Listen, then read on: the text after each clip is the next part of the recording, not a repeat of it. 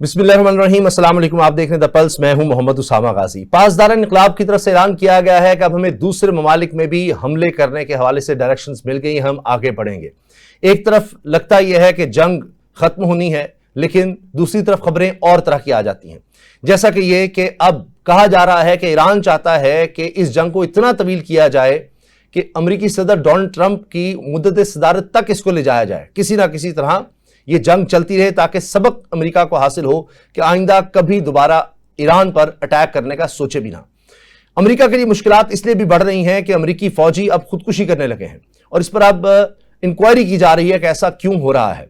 Senators की सतह पर भी इस पर बहस हो रही है कि क्या हो गया कि ईरान से जंग तवील हो गई है और इससे अमेरिकी फौजी ज़हनी मसाइल का शिकार हो रहे हैं, नए नए मसाइल जन्म ले रहे हैं। दूसरी तरफ पाकिस्तान की तरफ से कहा जा रहा है कि तुर्किया, सऊदी अरब और पाकिस्तान के दरमियान मुआहदा ये अब और ज्यादा आगे जा सकता है, इसका इशारा मिल रहा है।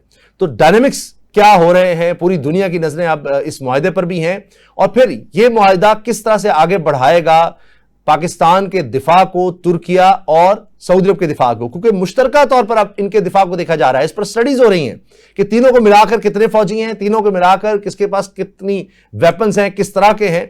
तो दुनिया की नजरें अब इस मुआहदे पर लगी हुई हैं, और इससे जाहिर है कि पाकिस्तान का कद काठ पूरी दुनिया में और ज्यादा आगे बढ़ा है। तो अब पाकिस्तान जो पहले कोशिशें करता रहा कि किसी तरह से जंग रुकवाई जाए, अब पाकिस्तान क्या किरदार अदा कर सकता है, खासतौर पे सऊदी अरब, तुर्की और पाकिस्तान अब जब एक हो चुके हैं दिफाई लिहाज से, तो फिर क्या किरदार अदा कर सकते हैं। इस सब पर हम बात करेंगे। मोहम्मद मेहदी साहब माहिर हैं बैनुल-अक़वामी अमूर के, और बतूल राजपूत साहिबा एंकर पर्सन है, उन्होंने ज्वाइन किया है, बहुत शुक्रिया। मेहदी साहब, आपसे आगाज करते हैं कि आप क्या समझते हैं ये पासदार इंक़िलाब का ये कहना कि हमें अब और मुल्कों पर या हमलों के हवाले से डायरेक्शंस मिली हैं कि हमने अब आगे बढ़ना है, तो क्या अब ये इशारा है कि शायद अब वो अपने मुल्क से निकल के, ईरान से निकलकर दूसरे मुल्कों में जाने की बात करें, क्योंकि मिसाइल और ड्रोन्स वो तो पहले भी गिराए गए हैं, तो इसका क्या मतलब है? बिस्मिल्लाहिर्रहमानिर्रहीम। देखिए, जहां तक मुल्क से बाहर निकल कर जाने की बात है, तो उन मुल्कों में तो जाया जा सकता है जिनके साथ आपकी बाउंड्री मिलती है। लेकिन अभी मसूद पज़ेश्कियान साहब ने कहा कि हम 3 मुल्कों के बड़े शुक्रगुजार हैं जिसमें उन्होंने अपने बाउंड्री के साथ जिनके हैं, एक इराक, एक पाकिस्तान और एक अफगानिस्तान। तो रह देकर एक सेंट्रल एशिया रह जाता है और एक तरफ तुर्की रह जाता है। तो मेरा नहीं ख्याल कि वो बाहर निकलकर किसी को लड़ने की या मारने की बात कर रहे हैं। उनका मतलब यही है कि जिस तरीके से वो इससे पहले हमले करते रहे हैं, और हमने ये देखा कि जो लास्ट फेज गुजरा है, खासतौर पे जिसे अब आप सेकंड फेज भी कह सकते हैं, उसके अंदर हमने देखा कि पहली दफा उन्होंने सीरिया के ऊपर भी हमले किए, और हम ये देख रहे हैं कि सीरिया के अंदर जो है उनकी चपकलश जो है वो बढ़ती जा रही है। और इसी तरह हमने देखा कि जब सीरिया, पाकिस्तान, सऊदी अरब और तुर्की का आपस में मुआहदा हुआ, तो इन तीनों मुल्कों ने भी ऐसी बात नहीं की, लेकिन सीरिया ने ये कहा कि ये मुआहदा जो है ये इजराइल के भी खिलाफ है और ईरान के भी खिलाफ है। तो सूरत हाल जो है वो खित्ते के अंदर जो है वो मजीद तशवीशनाक हो रही है, और इसमें एक तरफ जहां अमेरिका और ईरान आपस में आमने सामने हैं, वहां पर कुछ और ममालिक भी जो हैं वो आपस के अंदर जो है एक दूसरे के साथ बरसरे पैकर हैं, और उनकी मुराद उन ममालिक की तरफ है, और वो उस तरफ बात कर रहे हैं कि हमें अगर जरूरत पेश आई तो हम इस तरफ भी जाएंगे। तो मैं ये समझता हूँ कि ये अभी कबल अज़ वक्त बात है, उन्होंने ये बात कर दी, लेकिन हाँ, ये बात बिल्कुल दुरुस्त है, और मैंने मुतादिद बार पाकिस्तान में भी लिखा है और बाहर भी लिखा है कि जो ईरान है वो ये नहीं चाहता कि ये जंग जो है ये मुस्तकिल बुनियादों पर खत्म हो जाए। ईरान ये चाहता है कि जंगी सूरत हाल, एक दूसरे को मिसाइल मारना, ये सूरत हाल जरूर रुके, लेकिन मुकम्मल सीज फायर हो जाए, लड़ाई खत्म हो जाए, वो उसके मुफाद में नहीं है। वो ये चाहता है कि इसे प्रोलॉन्ग किया जाए, और इसे प्रोलॉन्ग वो इसलिए करना चाहता है कि उसके जो इंटरनल सूरत हाल भी है वो इस बात को सपोर्ट करती है कि ये सूरत हाल जो है जूं की तू रहे, और ये हालात रहे कि अमेरिका ईरान ये कह सके कि बर्गमर्ग अमेरिका और बर्गमर्ग इसराइल, ये नारा जो है ये वहां पर एक बहुत इंपॉर्टेंस रखता है। तो जहां तक मेरा ख्याल है कि ईरान की स्ट्रेटजी अब यही है कि एंगेज रखा जाए, और अगर कहीं पर नेगोशिएशन का भी मौका मिलता है तो वो भी करते रहा जाए, और जो उसकी प्रॉक्सीज हैं जिन्हें दुनिया प्रॉक्सीज कहते हैं, वो अपने इत्तेहादी कहते हैं, उनकी जो सप्लाई लाइन है जो कट गई है, اس سپلائی لائن کو کسی طرح بحال کیا جائے، کیونکہ اس سپلائی لائن کے بعد ہم نے دیکھا کہ اسرائیل کی طرف سے اس قسم کی باتیں سامنے آئی کہ ہم نے اب جو ہے ایران کے جو اتحادی تھے ان کو ختم کر دیا ہے اور اب ہم ایران کی طرف آگے کی طرف بڑھیں گے. تو یہ وہ باٹم لائن ہے جس پر ایران کام کر رہا ہے. صحیح. بطول، جو معاہدہ ہوا ہے پاکستان، ترکیہ اور سعودی عرب کے درمیان، اب اس میں کہا جا رہا ہے کہ ترجمان دفتر خارجہ نے کہا ہے کہ ہم نے خطے کی سیکیورٹی کے لیے اس کو آگے بڑھانا ہے. تو اس میں آپ کو کیا لگتا ہے کہ اس کا مطلب ہے کہ دیگر ممالک بھی اس میں شامل ہو سکتے ہیں؟ جس طرح ابھی وزیر داخلہ نے ایران کا دورہ کیا اور ظاہر ہے کہ اس معاہدے کے حوالے سے بھی ان کو کچھ یقین دہانیاں کروائی، ان کو کانفیڈنس میں لیا ہوگا اور ایران ظاہر اس پہ مطمئن ہوا ہوگا، کیونکہ اب تو سٹڈیز ہونے لگی ہیں. مثال کے طور پہ گلوبل فائر پاور انڈیکس بتا رہا ہے پاکستان، سعودیہ اور ترکیہ کے پاس 14 لاکھ فعال فوجی اور 3415 فوجی طیارے ہیں. یعنی اب ان تینوں ممالک کی دفاعی صلاحیت کو اکٹھے دنیا نے دیکھنا شروع کر دیا ہے ابھی سے ہی. جی بالکل اسامہ، بہت شکریہ پہلے تو دعوت دینے کے لیے. یہ بہت اہم موضوع ہے، اور آپ کو پتہ ہے کہ جو ایران کے اندر ایک ڈسپیرٹی ہے آف ویوز، ایک زیادہ آرتھوڈاکس گروپ ہے، ایک ایسا گروپ ہے جو تھوڑا ماڈرن لائنز پہ سوچتا ہے. لیکن جیسے ہمارے ساتھی کہہ رہے تھے کہ ایران کی اپنی ڈائنامکس ایسی ہیں کہ اگر وہ ایک مستقل پیس پہ آ جاتے ہیں امریکہ کے ساتھ، تو جن نعروں پہ ایران کی ایک پوری بنیاد ہے جس کی وجہ سے ان کا مارک ہے دنیا میں، وہ ڈیمیج ہو سکتا ہے. ان کی اس میں انکلوسیو ریزنز بھی ہے، but this is how Iranians are. اور یہ جس دفاعی معاہدے کی آپ بات کر رہے ہیں، پاکستان کی سعودی عربیہ کے ساتھ تو ڈیفنس کوآرڈینیشن پہلے سے ہی تھی اور بہت سالوں سے رہی ہے، اور ریسنٹلی پیکٹ بھی ہوا. لیکن جب ٹرکی بھی اس میں شامل ہو گیا تو یہ ایک ایسا اجتماعی اتحاد تھا جس کا یہ مطلب نکالا گیا کہ ایک پہ حملہ باقی سب پہ حملہ. اب اس کا مطلب یہ نہیں ہے کہ ہم خدا نخواستہ کوئی جنگ ایکسپیکٹ کر رہے ہیں یا کوئی ایسا فیصلہ ہو گیا ہے، لیکن پچھلے 10 سالوں میں جو ڈیولپمنٹس ہوئی ہیں ریجن کے اندر، پاکستان کے اندر، مڈل ایسٹ کے اندر، یہ ان بنیاد کے اوپر یہ ایک ایسی طرز کا نیا اتحاد بنا ہے. پہلے نیٹو بھی تو بنتا رہا ہے اور بھی ایسے اتحاد ہوتے رہے ہیں. پھر ابھی پیس آف بورڈ آف پیس بھی تو بننا تھا. اس کا کیا ہوا؟ اس کا دوسرا اجلاس ابھی اسامہ ہونا تھا تو ایران پہ اٹیک کر دیا گیا تھا. اتنا ولیٹائل رہی ہے انٹرنیشنل سیکیورٹی سچویشن، تو اس میں اس اتحاد کا بننا بہت ضروری تھا اور بہت ایک پراعتماد کوشش کی پاکستان نے. بالکل آگے جا کے اب میری کچھ ایرانی اتھارٹی سے بھی بات ہو رہی تھی، لاہور میں انہوں نے ایک منعقد کی تھی ملاقات، اور اسلام آباد میں بھی، جس میں جو ایرانی ڈپلومیٹس ہیں وہ مل رہے تھے پاکستانی صحافیوں کے ساتھ. اور جب میں نے ان سے یہ سوال کیا، جو تجزیے میں ہمارے ساتھی نے کہا ہے کہ ایک مستقل پیس متوقع ہونا ہی نہیں چاہیے، بیکاز یہ ایران کبھی نہیں چاہے گا، تو اس میں انہوں نے کہا کہ ہم امریکہ پہ اعتبار نہیں کرتے. تو سوا اگر ایران اس بات پہ بالکل کلیئر ہے کہ وہ امریکہ پہ اعتبار نہیں کرتا، اور اوباما کے دور میں بھی نیوکلیئر کے حوالے سے پیش رفت ہوئی، واپس چلی گئی، اور پھر کچھ اور اپرچونٹیز آئی، وہ ٹرمپ نے واپس لے لی. تو 2018 اور 2023 کے بعد، اور پھر جو اٹیک ہوا اور جب ان کے ملٹری براس کو مار دیا گیا، تو یہ تو چند ریسنٹ واقعات ہیں. لیکن 1950 سے لے کے اب تک جو ایران کے اندر بار بار اپرائزنگ ہوئی ہے، یا جو سی آئی اے کی انٹرفیرنس رہی ہے، یا جو امریکن انٹرسٹس ہیں، اس کے بعد اب ایرانی سوسائٹی اس طرح سے شیپ اپ ہو گئی ہے that they are very clear کہ وہ پابندیاں برداشت کر لیں گے، وہ یہ برداشت کر لیں گے کہ کوئی مسلم ملک ان سے ناراض ہو، لیکن وہ امریکہ پہ کمپرومائز نہیں کریں گے. یہ ان کی شدست بن چکی ہے، یہ ان کی شناخت بن چکی ہے، یہ ان کی بناوٹ ہے. اس پہ آپ ایرانیوں کو چیلنج نہیں کر سکتے. ریسنٹلی ایک رپورٹ تھی اسامہ، آئی ایم شور آپ نے دیکھا ہوگا، جب یہ جنگ نئی شروع ہوئی تھی، 1-1.5 ماہ ہوا تھا، تو امریکہ کی 19 نیشنل انٹیلیجنس ایجنسیز نے کہا تھا that you can not do regime change in Iran, anything but not regime change. امریکہ کی اپنی 19 انٹیلیجنس ایجنسیز. تو اب اس سے آپ یہ اندازہ لگا سکتے ہیں کہ ایران اپنی جگہ پہ قائم رہے گا. اب یہ جو باقی مسلم ممالک ہیں یا اس کے الائز ہیں، وہ کیسے انٹیلیجنٹلی، اسمارٹلی، ڈپلومیٹکلی اس سے آگے بڑھیں گے. دیکھیے نا، جیسے ایران ابھی نہیں اٹیک کرے گا پاکستان کے اوپر، یا اس نے کیوں نہیں کیا؟ کیونکہ امریکن بیسز نہیں تھی. اس سے پہلے کیوں نہیں اٹیک ہوا کچھ ٹرکی کے اوپر؟ کیونکہ امریکن بیسز نہیں تھی. قطر پہ کیوں ہوا، یا باقی جگہوں پہ کیوں ہوا؟ اب अमेरिकन अलायंस को भी समझ आ गया कि उन्होंने किस हद तक सपोर्ट करना है, इसी तरह इसलिए वो पाकिस्तान के अलायंस में आए। तो ये एक रीजनल डायनामिक्स है जिसमें जब मेरी कुछ ऐसे लोगों से बात हुई जो ईरानी रजीम के बहुत करीब है, तो उसामा उन्होंने मुझे बताया कि in no time it is expected कि ईरान भी इसमें जंप इन कर सके, लेकिन ईरान अपने तरीके से करेगा। सही। और ये जो एक इंडिविजुअल एटीट्यूड है कंट्रीज का, इसी में ही रीजन की बका है, क्योंकि ये ममालिक एटलीस्ट एक दूसरे के ऊपर अटैक नहीं करेंगे, लेकिन अगर वो अमेरिका के सपोर्टिव होते हैं किसी पर्सपेक्टिव में तो then we can't say any. अच्छा मेहदी साहब, ये खबर अजीबो गरीब है कि अब अमेरिकी फौजी खुदकुशी की कोशिश करने लगे हैं, और ये तो तैयारा बरदार जहाज है, कहा जाता है दुनिया का लेटेस्ट है, और अमेरिका को तो इसी टेक्नोलॉजी में तो दुनिया पर एक मलका हासिल है कि उसके पास ऐसे तैयारा बरदार जहाज हैं जो दुनिया में और किसी के पास नहीं है, और इतनी बड़ी तादाद में नहीं है। चाइना के पास होंगे लेकिन अमेरिका सबसे आगे है। अब 5000 अमेरिकी सेलर्स हैं और मेरीन्स हैं जो 250 रोज से ज्यादा अरसे से जहाज पर तैनात हैं, और इन्होंने कई दफा जहाज से छलांग लगाने की कोशिश की, इनको रोका गया। तो ये अमेरिका के लिए तो बड़ी तशवीश की बात है कि उनके अब फौजी तंग आ रहे हैं इस जंग से। देखिए उस सब बात यह है कि अमेरिकन फौजियों की अगर आप हिस्ट्री देखें ना, तो अमेरिकन फौजी जो हैं वो लड़ते वक्त इस तरह की चीजें उनमें आती है, क्योंकि ये असल में माशरे की टूट फूट का असर है।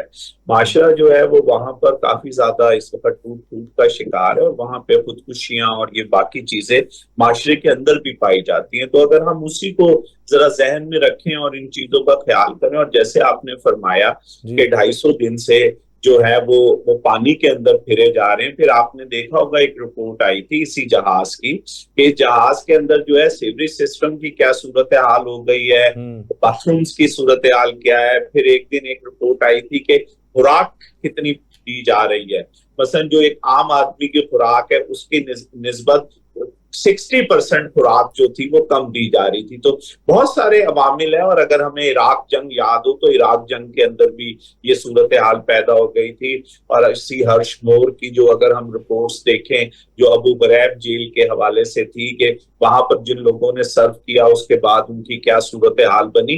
तो ये जो इतना ज्यादा जुल्म होता है, चीजें होती हैं, वो एक दफा तो इंसान अपने हाथों से कर लेता है, लेकिन बहरहाल उसको ये एहसास नदामत होती है कि ये जो कुछ मैं कर रहा हूँ ये ठीक कर रहा हूँ, ये मुझे करना भी चाहिए था या नहीं करना चाहिए था। तो बहुत सारे फैक्टर्स हैं जिसकी वजह से ये सारे सूरत हाल पैदा हो गई है। लेकिन असल बात ये नहीं है, असल बात ये है कि जो फैसला साज है अमेरिका के अंदर, जो अमेरिका को चलाते हैं, उनकी पॉलिसी क्या है, वो किस तरह देख रहे हैं, वो क्या चीजों को हम और आप जैसे सोच रहे हैं उस तरह बेहतर करना चाहते हैं, या उनके अपने माली मफादात हैं और वो अपने माली मफादात के तहत जो है वो चीजों को आगे लेकर जाना चाहते हैं। तो बुनियादी तौर पे ये सारी जंगें जो होती है ये इकोनॉमिक्स की जंगें होती हैं, और उसके अंदर जो है वो इस तरह के सिपाही जो हैं वो बेचारे इसका लुत्मा अजल बन जाते हैं, इसका एक हिस्सा बन जाते हैं। लेकिन असल बात जो है लड़ाई करने वालों की है कि वो क्या चाहते हैं।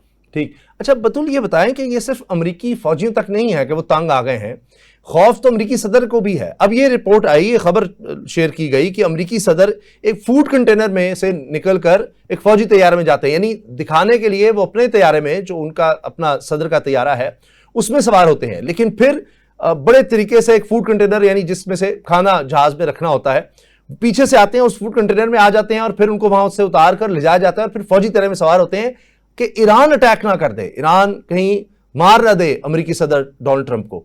तो यहां तक एक खौफ तो है, सदर तक खौफ है, सिर्फ फौजियों को नहीं।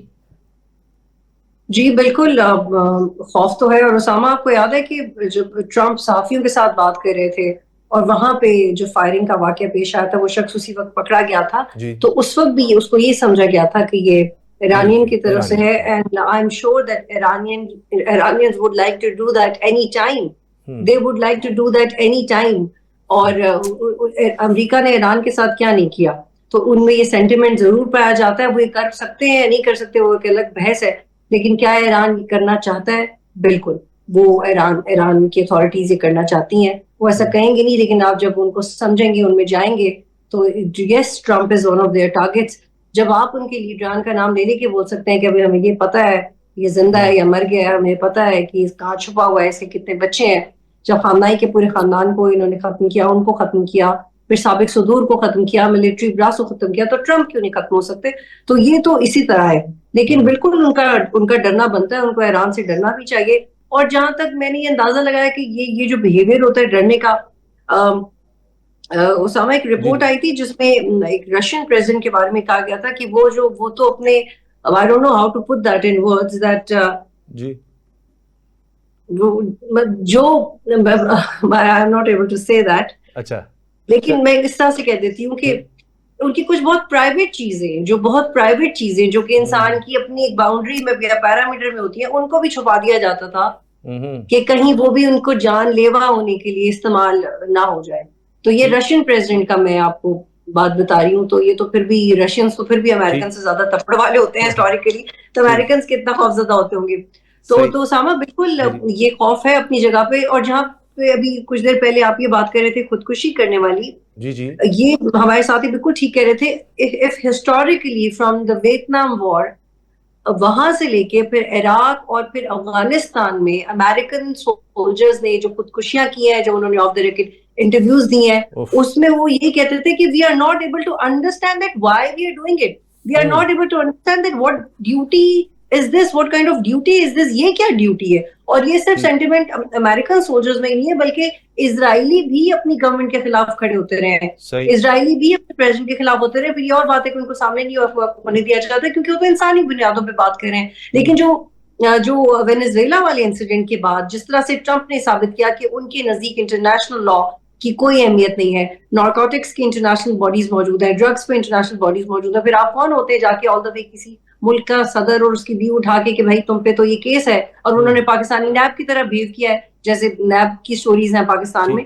تو امریکہ ایسا صرف اس لیے کر رہا ہے کیونکہ وہ امریکہ ہے اور اس کو لگتا ہے کہ اس کو کوئی نہیں پوچھے گا. اور اوباماز وار کا جو پری فیس ہے اگر آپ وہ پڑھیں تو اس میں ایک بڑا مجھے یاد رہتی ہے ہمیشہ بات کہ جب اوباما کی ٹریننگ ہو رہی تھی اور ٹریننگ انٹیلیجنس ایجنسیز کر رہی تھی وہاں کی کہ آپ نے کیسے کیمپین کرنی ہے, آپ کا کیا نیریٹو ہونا چاہیے, تو وہ ان کو اس بات پہ کنونس کر رہے تھے کہ آپ جو بھی قدم لیں گے آپ نے اس بات پہ قائم رہنا ہے that it is good for America, آپ نے ہیومینیٹیرین گراؤنڈز پہ نہیں سوچنا. اور اوباما پھر اپنی کتاب میں آگے جا کے لکھتا ہے کہ سم ٹائمز مجھے یہ فیل ہوا کہ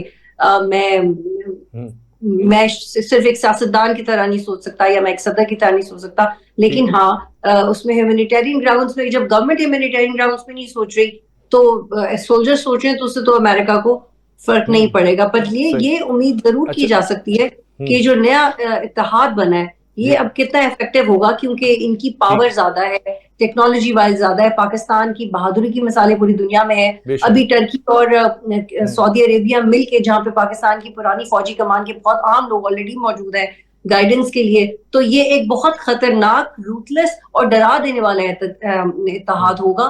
تو مجھے یقین ہے کہ امپیکٹ فل بھی ہوگا, ورنہ یہ ایکسپیکٹ کرنا کہ امریکہ سولجرز کی خودکشی کے سٹریس میں آ جائے گا, that is not understandable. اچھا, ابھی چونکہ حوثیوں کے اٹیک میں 3 پاکستانی شہید بھی ہوئے ہیں اور اس کے بعد پاکستان نے کہا ہے کہ اس کا ہم جواب دیں گے اور اس پر مل کر اب بات ہوگی, یعنی اسی اتحاد کے تھرو یا سعودی عرب کے ساتھ مل کر. اس پر بھی ہم بات کریں گے اور یہ معاہدہ کتنا ضروری تھا, کتنی اس کی اہمیت ہے, اس پر مہدی صاحب سے جانیں گے. اور پھر ڈونلڈ ٹرمپ یہ کہہ رہے ہیں کہ ایران ہار چکا ہے اور اب مشرق وسطیٰ کو بدماش نہیں رہا, اس کی کیا وجہ ہے, ان کی ایگزٹ اسٹریٹجی ہے, کیا ہو رہا ہے؟ اور کتنی عجیب بات ہے کہ ایک طرف ایرانی جن کی جانیں زیادہ گئی ہیں, زیادہ شہادتیں ایران سے ہوئی ہیں, لیکن دوسری طرف فوجی امریکہ کے ہیں جو خودکشیاں کر رہے ہیں, نہیں اتنا ان میں خوف ہے اور یہاں جان جانے کا لوگوں کو کوئی ڈر نہیں, لوگوں کو شہید کیا گیا اور نئی لیڈرشپ سامنے آ جاتی ہے. بریک کے بعد اس پر بات کریں گے. بریک کے بعد خوش آمدید. ترکیہ کی طرف سے کہا جا رہا ہے کہ پولیٹیکل میکنزم ایک بنایا جائے گا, پولیٹیکل ملٹری میکنزم, جس کے تحت اب اس پیکٹ کو آگے لے جایا جائے گا جو ترکیہ, پاکستان اور سعودی عرب کے درمیان ہوا ہے. محمد مہدی صاحب میرے ساتھ ہیں, انٹرنیشنل افیئرز کے ایکسپرٹ ہیں, اور بطول راجپوت صاحب اینکر پرسن صحافی ہمارے ساتھ ہیں. مہدی صاحب یہ بتائیے, یہ جو معاہدہ ہے اس کا اب میکنزم باقاعدہ تیار کیا جا رہا ہے اور اس کو آگے لے جانے کی بات ہو رہی ہے, آپ کو لگتا ہے ایسا وقت آ سکتا ہے کئی اور ممالک اس میں شامل ہوں گے اور شاید آگے جا کے ایران بھی اس کی ضرورت محسوس کرے؟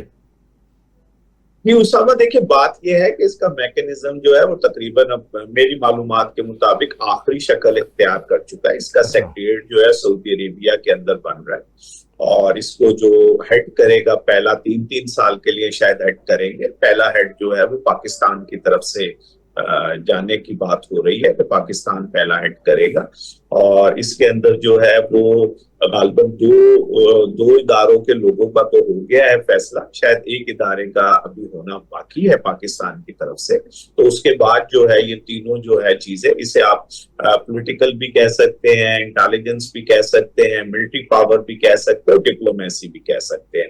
तो ये सारी चीजों को जो है ये आगे लेके, जहां तक आप बात कर रहे हैं कि इसमें और ममालिक भी शामिल होंगे, ऑलरेडी जो है कुछ ममालिक जो है उनके साथ बातचीत हो रही है। देखिए इसको जरा थोड़ा सा समझने की जरूरत है। देखिए इसमें एक अरब मुल्क है और दो अजमी मुल्क हैं, और अजमी मुल्कों के अंदर पाकिस्तान वाहिद मुल्क है जिसका ना किसी अरब से कभी झगड़ा हुआ, जब पाकिस्तान नहीं भी था तब भी नहीं था, और ना किसी अजमियों से झगड़ा हुआ।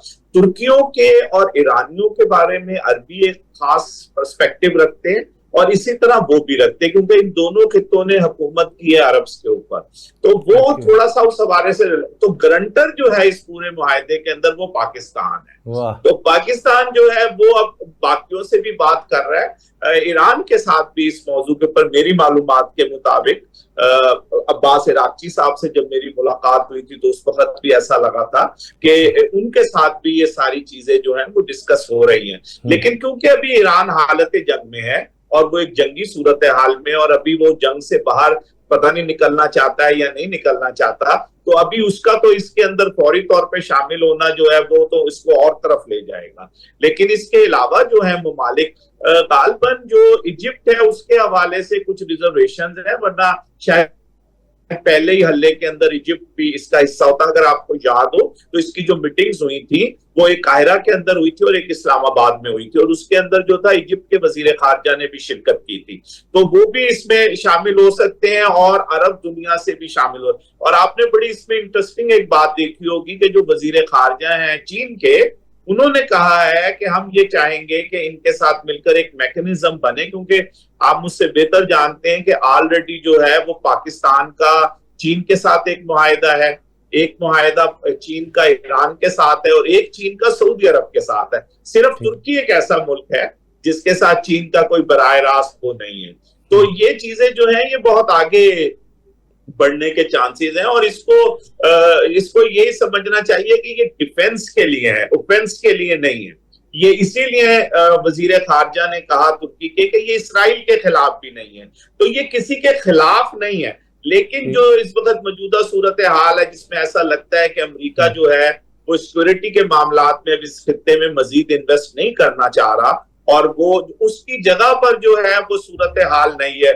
और अगर आप नेटो को देखें तो नेटो की जो शिक नंबर 5 है, अगर आप उसको पढ़ें और इस सिक्योरिटी मुआहदे को देखें तो वो आपको नजर आएगा कि ये बिल्कुल सेम आर्टिकल 5 के तहत जो है जो नेटो का है ये इत्तेहाद जो है ये सामने आया है। तो मेरा जाती सी मालूमात या ख्याल है कि इसके अंदर और मुल्क भी जो है वो शामिल होंगे, और ये बहरा हिंद के अंदर खास तौर पे एक तरफ तो बहरे ऑकेनूस है और दूसरी तरफ बहरा हिंद है।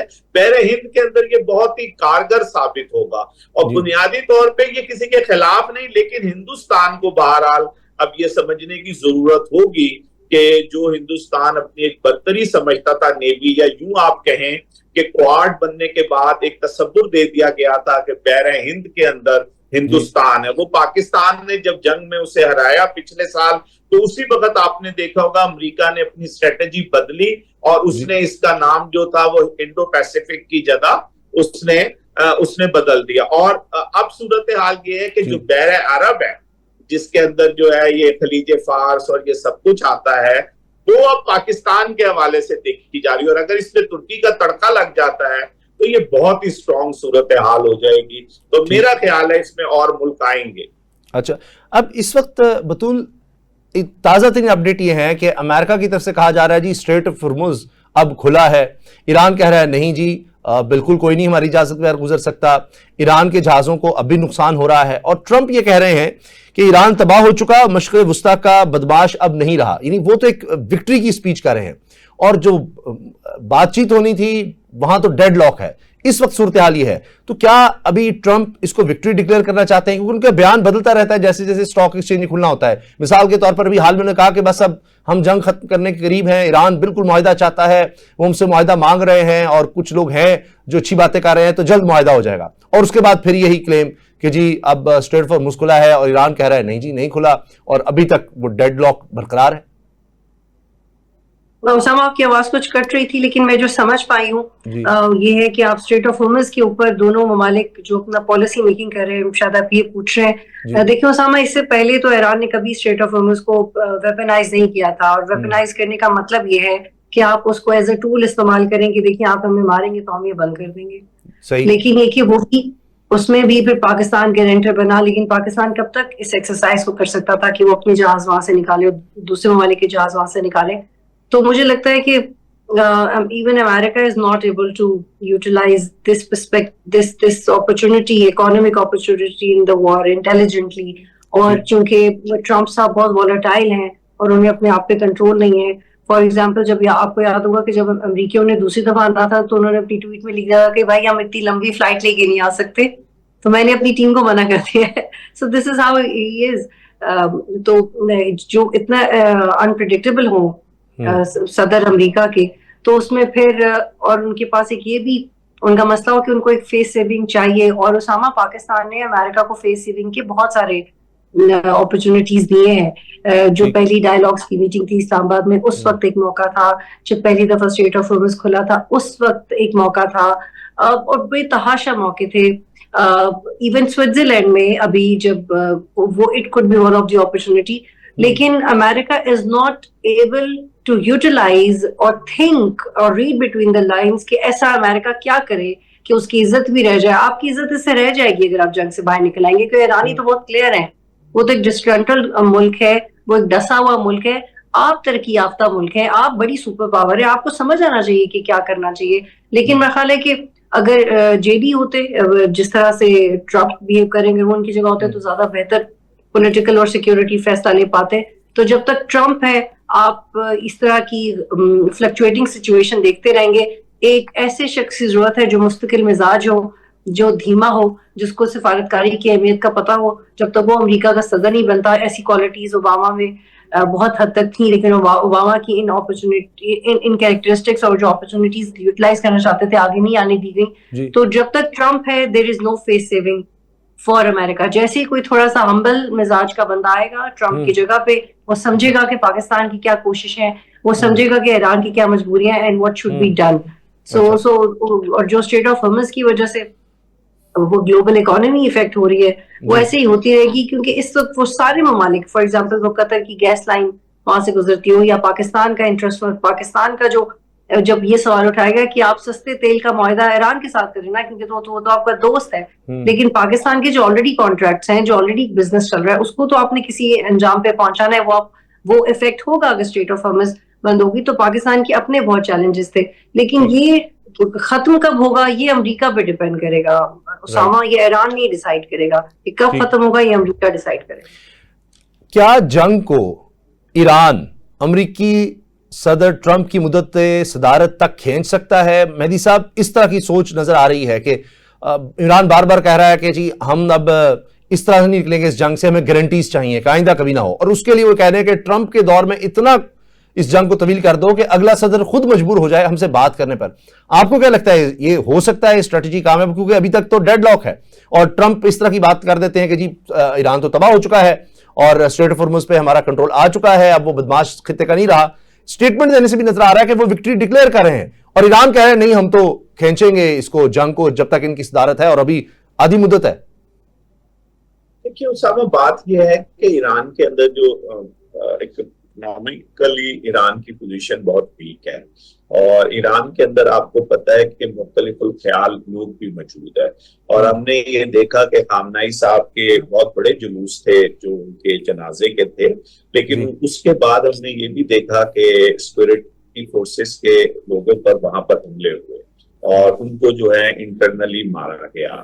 تو وہاں پر جو مجاہدین خلق ہے، جو تودا پارٹی ہے، جو ایرانی انقلاب کے ساتھی تھے لیکن اب ایران کے ساتھ نہیں ہیں، تو وہ لوگ بھی اس وقت جو ہے جو موومنٹ رک گئی تھی، اور خاص طور پہ خامنائی صاحب کی جب شہادت ہوئی، آپ کو مجھ سے بہتر پتا ہے کہ صرف 2 دن پہلے ہی خامنائی صاحب کے آفس پہ مجاہدین خلق نے حملہ کیا تھا ان کی شہادت سے، اور 100 کے قریب لوگ جو تھے وہ وہاں پر مارے گئے تھے. لیکن اس کے بعد جب جنگ کا فیز آیا تو تودا پارٹی نے تو باقاعدہ پریس ریلیز جاری کی اور مجاہدین خلق وغیرہ، لیکن اب جو ہے وہ ایک چپتلش جو ہے وہ اپنی جگہ پر دوبارہ سے شروع ہو گئی ہے. تو دیکھنا یہ پڑے گا کہ جو ایران کے اندر کے حالات ہے وہ ایران کو کس حد تک اس طرف، اسی لیے میں نے شروع میں یہ اشارہ کیا تھا کہ ایران یہ چاہتا ہے کہ صورتحال کو جوں کا توں رکھا جائے، کیونکہ یہ اس کو سوٹ کرتی ہے اس کے انٹرنل حالات کے اندر.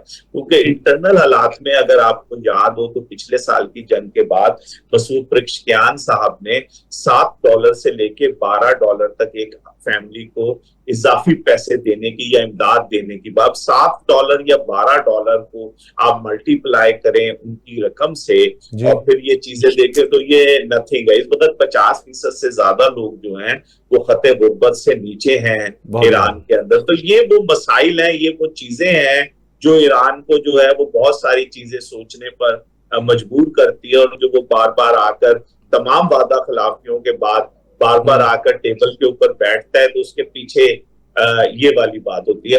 میں مختصراً ایک بات آپ سے عرض کرنا چاہوں گا کہ یہ دیکھیے اصل میں 27 اکتوبر اور 3 نومبر جو ہے نا 2 تاریخیں بہت تیزی کے ساتھ آ رہی ہیں، اور یہ فیصلہ کریں گی کہ 27 اکتوبر کو نیتن یاہو صاحب کی اور ان کی پالیسیز کا کیا حشر ہوتا ہے، کیونکہ اسرائیل میں الیکشن ہے، اور 3 نومبر کو مڈ ٹرم الیکشن ہے امریکہ کے اندر. اس میں جو ہے وہ کچھ بھی نہیں جائے گا ٹرمپ صاحب کا. ٹرمپ صاحب تو اب بازی ہار چکے ہیں. دیکھنا یہ پڑے گا کہ جے ڈی وینس صاحب جو یہ لگ رہا تھا کہ وہ آئندہ آنے والے وقت کے صدارتی امیدوار ہیں، بلکہ ایسا بھی لگ رہا تھا کہ ان کے مقابلے میں ڈیموکریٹس کے پاس ابھی اتنا طاقتور آدمی موجود نہیں ہے، ان کی کرسی جو ہے وہ ہلتی بھی نظر آ رہی ہے. اسی لیے امریکہ کے اندر بھی جو ہے وہ آپ کو نظر آ رہا ہوگا ایک ڈیوائیڈ نظر آ رہی ہے، کیونکہ انہیں سمجھ نہیں آ رہا جے ڈی وینس صاحب کو، اور آپ نے دیکھا وہ اسرائیل کے خلاف کھل کر بول رہے ہیں، کیونکہ جو نئی وہاں کا ووٹر ہے، نئے لوگ ہیں، وہ اسرائیل کی ان پالیسیز امریکہ کے حوالے سے حامی نہیں ہیں جو کسی زمانے میں حامی ہوا کرتے تھے. تو انٹرنلی امریکہ کے اندر بھی جو ہے صورتحال بہت ہی عجیب و غریب ہے. ہم نے یہاں تک دیکھا کہ امپورٹنٹ میٹنگز کے اندر جو ہے وہ ٹرمپ صاحب کو نہیں بھی بٹھایا گیا، پھر آپ کو جرنیلوں کو نکالنا پڑا. تو بہت عجیب سی اس ساری یہ جنگ شروع ہونے کے بعد سے بہت ساری چیزیں دنیا کے اندر جو ہے وہ ہمیں بدلتی ہوئی دیکھیں نا. برٹش پرائم منسٹر وہ چلا گیا جس نے امریکہ کا ساتھ دینے سے، اور جو نیا آیا اس نے فوری طور پہ اپنے اڈے استعمال کرنے کے لیے امریکہ کو دے دیے. تو بڑی عجیب سی صورتحال ہے کہ آئندہ کے حالات میں جو ہے ان الیکشنز تک کیا کھچے گا اور ان الیکشن کے بعد کیا برآمد ہوگا. رجیم چینج کی جہاں تک بات تھی بطول، وہ جس کو ٹرمپ کہتے تھے رجیم چینج، یا آپ بھی کہتے ہیں کہ جی دیکھیں ہم نے کر دیا، ٹاپ لیڈرشپ ہم نے شہید کر دی، لیکن لیڈرشپ نہیں آ گئی. جن کو شہید کیا انہی کے بیٹے سامنے آ جاتے ہیں، نئے لوگ سامنے آ جاتے ہیں. تو کہیں امریکہ میں نہ رجیم چینج ہو جائے، کیونکہ آج کی خبر یہ ہے کہ امریکی سیکٹری یعنی جو وائٹ ہاؤس کی پریس سیکٹری ہیں، ترجمان ہیں امریکی صدر کی، کیرولین لیوٹ، وہ اب جا رہی ہیں. اس سے پہلے کئی لوگ جب سے جنگ شروع ہوئی ہے، میرا خیال ہے کم از کم 5-6 لوگ جو بڑی اہم پوزیشنز پہ تھے وہ استعفیٰ دے کے جا چکے ہیں. تو یہ تو ایسے لگتا ہے کہ وہاں پر لوگ جا رہے ہیں، وہاں کے فوجی تنگ آ رہے ہیں. پھر کئی دفعہ پتا چلتا ہے کہ جو سویلین قیادت وہاں پر ہے، ملٹری، ان میں اسٹریٹجی کے حوالے سے 2 رائے ہوتی ہیں. وہ تو ہر جگہ ہو سکتی ہے، لیکن ایک دوسرے سے اختلافات بڑھتے چلے جا رہے ہیں. تو ایسے میں پھر آپ جنگ کتنا عرصہ جاری رکھ سکیں گے؟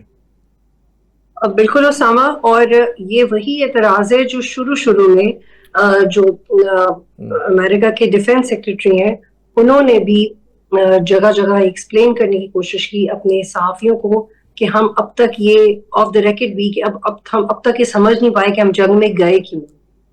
جب یہ جنگ شروع ہوئی تھی اس وقت بھی ٹرمپ اور ان کی ٹیم کلیئر نہیں تھی کہ وہ جنگ میں گئے ہی کیوں ہیں. فار ایگزامپل جب پہلے اٹیک ہوا ملٹری براس پہ، تو ایک ریزن تھی کہ جی ہم نے دہشت گردوں کو ڈھونڈا، آپ کے پاس ایک ریزن تھی. پھر ان دی مین وائل آپ کے پاس یہ ریزن آئی کہ آپ حماس کو سپورٹ کر رہے ہیں، وہ اسرائیل پہ اٹیک کر رہا ہے، اس لیے ہم آپ پہ اٹیک کر رہے ہیں. لیکن یہ جو جنگ شروع ہوئی اس میں امریکنس کو خود نہیں پتا تھا کہ وہ کیا نیریٹو بنائے. تو یہ تو پہلے دن سے ہی کنفیوژن تھی کہ امریکہ اس جنگ میں کیوں گیا ہے. لیکن اب چونکہ اکانومکلی ان کو جتنا نقصان ہوا امریکہ کو, ان کے اتحادیوں کو, یہ جو ایک میسائل مارنے کے لیے جو اپنا ریڈار سسٹم استعمال کرتے ہیں یا اس کے مقابلے میں جو ڈیفینس سسٹم استعمال کرتے تھے وہ اس میسائل کے مقابلے میں بہت زیادہ مہنگا ہوتا تھا. تو جتنا معاشی نقصان امریکہ اور اس کے اتحادیوں کو ہوا ہے ایک وہ بڑا نقصان ہے. پھر اس وار میں فیس سیونگ کی اپرچونٹی نہ ملنا وہ ایک بہت بڑا امتحان ہے امریکہ کے لیے. تو یہ کوئی نیا ڈیولپمنٹ نہیں ہے کہ ریزگنیشنز آ رہے ہیں, کیونکہ یہ فرسٹریشن امریکہ کے اندر پہلے دن سے ہی تھی. اب یہ دیکھنا یہ ہے کہ ٹرمپ کا اپنا ریزگنیشن کب آئے گا, کیونکہ دنیا کے لیے تو یہی بہت مشکل ہے کہ ان کی کسی طرح یہ ٹینیور پورا ہو جائے. اور یہ بھی انڈرسٹینڈیبل ہے کہ ایران یہ چاہے گا کہ جب تک ایٹ لیسٹ ٹرمپ ہے تو ان کی ایسی کی تیسی رکھیں, کیونکہ وہ اسی طرح سوچتے اور اسی طرح آپریٹ کرتے ہیں. لیکن دس از ہاؤ اٹ از. اب آپ دیکھیں کہ ایک سپر پاور ہے لیکن اس کی کوئی بھی اتھارٹی کلیئر نہیں ہے, نہ ان کی انٹیلیجنس ایجنسیز کے پاس کوئی اسٹریٹجی ہے, نہ ان کی ڈپلومیٹس کے پاس کہنے کے لیے کچھ ڈپلومیسی ہے, نہ اس کے صدر کے پاس دینے کے لیے کوئی انٹرویو ہے. مطلب جب اس کے سامنے صحافی بیٹھے ہوتے ہیں تو وہ کہتے ہیں آپ تو فلاں آرگنائزیشن سے آپ کے سوال کا تو جواب میں ویسے ہی نہیں دوں گا. تو آپ نے دیکھیں کہ وہ ایک ایسا ملک جس نے وار انیشیٹ کیا ہے, دے ڈونٹ ایون نو کہ انہوں نے, آپ ڈیفینڈ ہی کر لو, آپ بولو آپ نے ایران پہ کیوں اٹیک کیا, آپ مانیں آپ کہیں کہ ہمیں کرنا ہے یہ ریزن ہے, آپ کسی کا باپ ہمیں نہیں روک سکتا. but they're not able to say that کیونکہ انہیں خود نہیں پتا, انہوں نے اسرائیل کے پریشر میں کیا ہے. اور پھر رپورٹڈلی نیتن یاہو اور ٹرمپ کے درمیان جو فرکشن ہے, کتنی دفعہ سنب کیا ہے ٹرمپ نے نیتن یاہو کو, کتنی دفعہ نیتن یاہو افیکٹ ہوئے ہیں ٹرمپ سے. they are not satisfied with each other's performance. اور جب یہ کہا جاتا ہے کہ گارنٹر کون ہے تو اسرائیلی گارنٹر نہیں ہے, امریکی گارنٹر ہے. کیونکہ میں نے خود اس چیز کو بہت سمجھنے کی کوشش کی that who is that country exactly between these two جو کہ کسی کے قابو نہیں آ رہی. کیا ہسٹوریکلی وہ اسرائیل ہے؟ تو اسرائیل نہیں ہے Usama, it's just the America. آپ کیونکہ اسرائیل کی نہ کے پاس نہ وہ پاور ہے نہ وہ ڈپلومیسی ہے. کون سا ملک ہے جو اسرائیل کے ساتھ کھڑا ہوا ہے امریکہ کے علاوہ؟ کوئی بھی نہیں. تو اسلحہ کہاں سے آ رہا ہے اسرائیل کو؟ پاکستان میں جب انڈیا نے اٹیک کیا تھا اور جب ہم گئے تھے کچھ ایریاز پہ تو ہمیں اسرائیلی ساختہ میسائلز ملے تھے, میں نے خود اپنی آنکھوں سے دیکھے تھے, اس کے اوپر اسٹیمپ تھی. تو امریکن ساختہ ہے, اسرائیلی ساختہ ہے, انڈیا کے پاس کہاں سے آ رہے ہیں؟ تو یہ اسرائیل کے ممالک کے ساتھ وار اورینٹڈ تعلقات تو ضرور ہے, لیکن جہاں عزت بچانا یا آپ کی کوئی ٹیریٹری کو سیو کرنا وہ اسرائیل کے پاس کوئی نہیں ہے. It's just the America. تو America is not able to diagnose exactly that what went wrong and how we are going to get out of it without being ashamed of the fact کہ ہم نے لوگوں کو مار دیا. آپ کو یاد ہوگا ایرانی تو اتنے روٹلس ہو گئے تو انہوں نے کہا تھا کہ ہم تو اپنے جزیرے خود اڑا دیں گے اگر آپ ہمیں اٹیک کریں گے. تو انہوں نے کہا تھا کہ ہمارے آپ نے اگر یہ دھمکی دی ہے کہ آپ ہمارے فلاں جزیرے پہ اٹیک کریں گے, آپ کو کیا پتا ہمارے پاس نیوکس ہیں, ہم اپنا جزیرہ خود اڑا دیں گے. تو جو ایسی قوم ہو اس کے ساتھ پھر آپ ہی کو نیچے جانا پڑے گا, کیونکہ وہ تو ایمان کی طاقت پہ لڑ رہے ہیں, اپنی ویلیوز کی طاقت پہ لڑ رہے ہیں, اور آپ لوگ صرف کیپٹلائز کرنا چاہتے ہیں پیسے کو, پاور کو. تو دیر از اے ڈفرنس. ٹھیک, بہت بہت شکریہ آپ کا بطول راجپوت صاحبہ اور جناب محمد مہدی صاحب, آپ دونوں کا بہت شکریہ. اب معاملہ اٹکا ہوا ہے, رکا ہوا ہے اسٹریٹ آف ہرمز پر, اور ایسے لگ رہا ہے کہ ایران اس کو اب طویل کرنا چاہتا ہے کہ ایک دفعہ وہ مکمل طور پر ڈونلڈ ٹرمپ کو سبق سکھائے کہ اتنے صدور آئے, اور نیتن یاہو کی خواہش تھی کہ ہر صدر ہی اٹیک کر دے ایران کے اوپر, لیکن کوئی نہیں مان رہا تھا. ٹرمپ مل کے انہوں نے اٹیک کر دیا, اب کر تو دیا, اب ایگزٹ اسٹریٹجی سمجھ نہیں آ رہی.